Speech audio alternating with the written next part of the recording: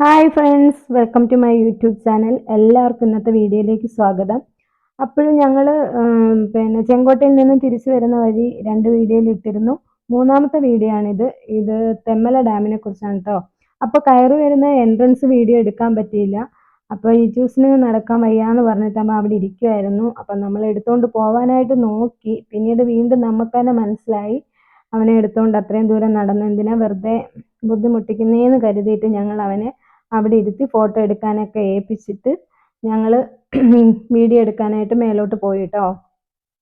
അപ്പം ഇനി നമുക്ക് ഡാമിനെ കുറിച്ചുള്ള കാര്യങ്ങളിലേക്ക് കടക്കാം. അപ്പോൾ ഈ ഡാം കൊല്ലം ജില്ലയിൽ പുനലൂർ ചെങ്കോട്ട റോഡിൽ തെന്മല ഗ്രാമപഞ്ചായത്തിൽ സ്ഥിതി ചെയ്യുന്ന ഡാമാണ് നമ്മുടെ തെന്മല ഡാം. അപ്പം 1961 ഇതിന്റെ പദ്ധതി ആവിഷ്കരിച്ചത്. ശിലാസ്ഥാപനം 1972 ജനുവരി 26 നിർമ്മാണം പൂർത്തിയാക്കിയത് 1986 മെയ് 26 അപ്പൊ ഈ ഡാമിന്റെ മുന്നിലൂടെ റോഡുണ്ടെങ്കിലും പക്ഷെ ഇത് വനങ്ങളാൽ ചുറ്റപ്പെട്ട് കിടക്കുന്ന ഒരു സ്ഥലമാണ്. അപ്പം ഈ ഡാമിന് ചുറ്റും വനങ്ങളാണ് കേട്ടോ.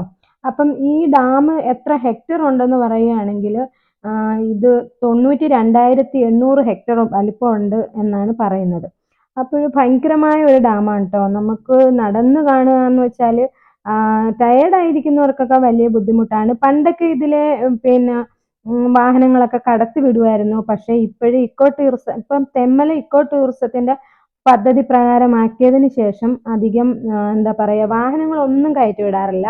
പിന്നെ ഇവിടുത്തെ ബോട്ടിങ്ങും ഈ കുട്ടവഞ്ചി സവാരിയൊക്കെ ഉണ്ട്.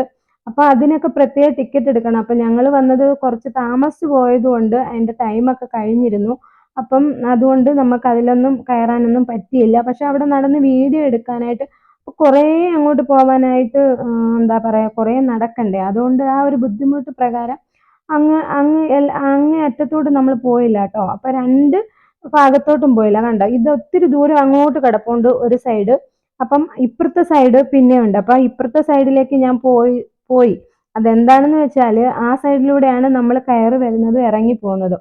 അപ്പം ഈ സൈഡിൽ എന്താ ഇവിടെ ഇതിലേക്കിടെയാണ് കുട്ടവഞ്ചിക്ക് നമ്മൾ ടിക്കറ്റ് എടുക്കുകയും അതുവഴി പോവുകയാണ് കേട്ടോ. കുട്ടവഞ്ചിക്ക് പോകാൻ വേണ്ടിയിട്ട് നമ്മൾ അതുവഴിയാണ്, ആ ഗേറ്റ് വഴിയാണ് കയറി പോകുന്നത്. എൻട്രൻസ് അതിലെയാണ് കേട്ടോ.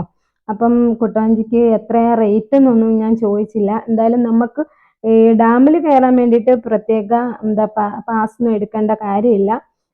പക്ഷേ ഈ കുട്ടവഞ്ചിയിൽ കയറണമെങ്കിൽ എക്സ്ട്രാ എന്തിനു വേണമെങ്കിലും നമ്മൾ പാസ് എടുക്കേണ്ടി വരും കേട്ടോ. പ്രത്യേക ടിക്കറ്റ് ഉണ്ട്. അപ്പം ഇതുവഴിയാണ് നമ്മൾ തിരിച്ചിറങ്ങി പോകുന്നതും. അപ്പം അന്ന് നമ്മൾ ആകെ ടയേർഡായിരുന്നു. ഇനിയും അധിക സ്ഥലം 2-3 സ്ഥലങ്ങളും കൂടെ കയറാനുണ്ട് എന്നുള്ളത് പ്ലാനിങ് ആയതുകൊണ്ട് നമ്മൾ പെട്ടെന്ന് അവിടെ നിന്ന് ഇറങ്ങുമായിരുന്നു.